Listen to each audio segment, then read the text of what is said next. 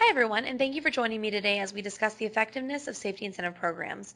The idea behind safety incentive programs is that they can reduce injuries, boost employee morale, improve a company's safety culture, and reduce workers' comp costs.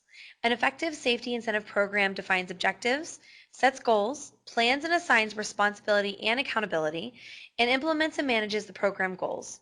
Incentives build and maintain employee interest in working safely and act as a motivator for employees to work safer. With all of these advantages in mind, why wouldn't a company want to start one? Well, we're going to take a look at that today because there are several lurking factors that we will want to discuss. What does a positive safety incentive program do? A positive safety incentive program will raise employee awareness by bringing safety hazards to the forefront, so employees are adequately informed. It also reduces scare tactics and creates an environment in which employees do not feel the need to hide accidents for fear of losing out on an award or incentive prize. It also dissuades exaggerated or false injury claims. What are the costs? Effective incentive programs are generally not cheap as they must see an 8% to 10% reduction in workers' compensation claims for most companies to break even. An indirect cost is also associated with the employees who are administrating or oversee the program. Employees must also pay taxes on incentives that are awarded to them or the company must pay for them.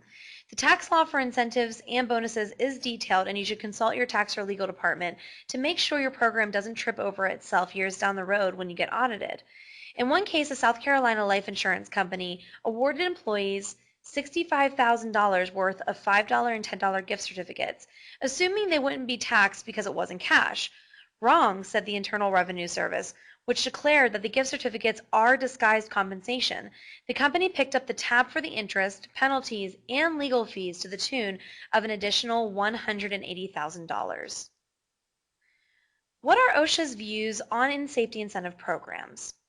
Currently, OSHA does not have any specific regulations addressing safety incentive programs, but they have been a serious focal point for OSHA Director Dr. David Michaels, and some people might be surprised to hear that OSHA has a few precautions for companies when it comes to safety incentive programs. First off, Section 11C of the OSH Act prohibits an employer from discriminating against an employee because the employer reports an injury or illness. Reporting a work-related injury or illness is a core employee right, and retaliating against a worker for reporting an injury or illness is illegal discrimination under Section 11C. Therefore, employees need to avoid creating safety incentive programs that discourage employees from reporting an injury or illness. Despite a company's good faith effort, employers may be creating this type of safety incentive program without even knowing it. For example, gift cards being given out after no injuries occurred for a specific amount of time. This may inadvertently encourage employees not to report an injury so they can get a gift card. Programs that give workers a bonus for working a certain length of time without a safety incident may actually compromise safety as well. OSHA inspectors are now watching for these incentive programs, and they will thoroughly scrutinize them to ensure they aren't discouraging workers from reporting injuries and illnesses. If an injury isn't reported, these incidents are not investigated and nothing can be learned from it.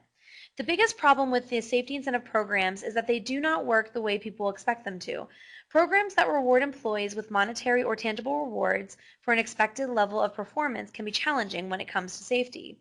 The reason is this: they tend to cause underreporting, particularly when the performance is related to lagging indicators like reduced incidence or severity rates.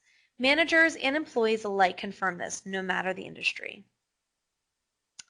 Pros for safety incentive programs. Let's go back and discuss the positives. Incentives can produce positive results if you incorporate them into a program that requires some type of safety activity to make the person or group eligible for the prize, such as doing safety observations or near-miss reports. So you'll want to focus on a safety incentive program that increases safety awareness, which will in turn make safety become more interesting for the employees. We all know that employees value recognition, and having a safety incentive program can be a great way to establish a recognition program as well. It also helps employees see that management is seeing safety as a top priority. It shows that they care. Cons for safety incentive programs. So we talked about the issues that OSHA points out regarding safety incentive programs that underreport, but there are also a few more precautions we'd like to bring up.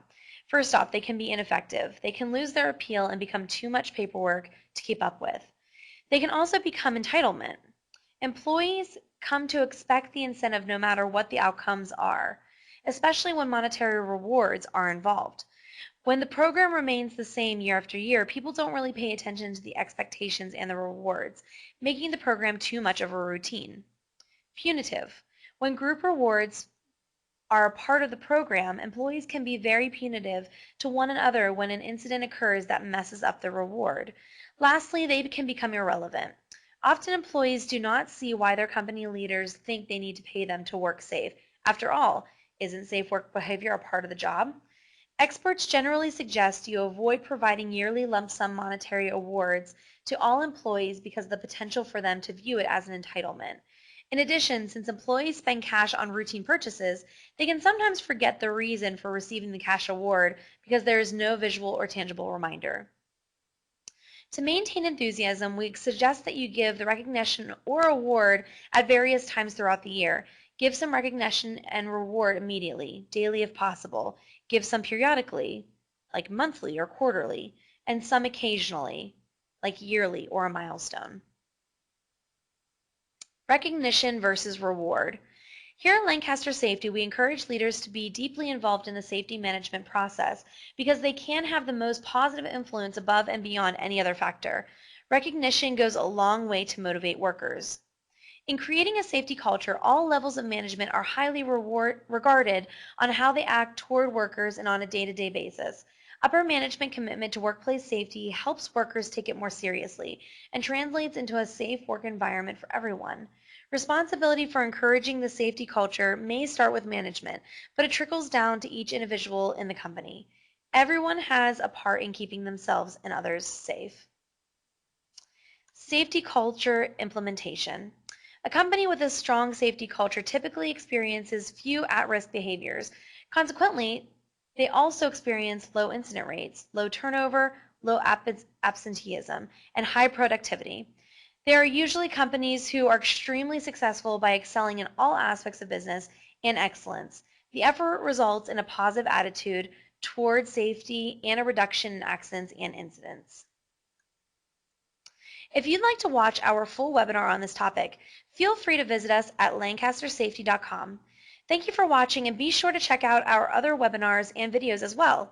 Have a safe day.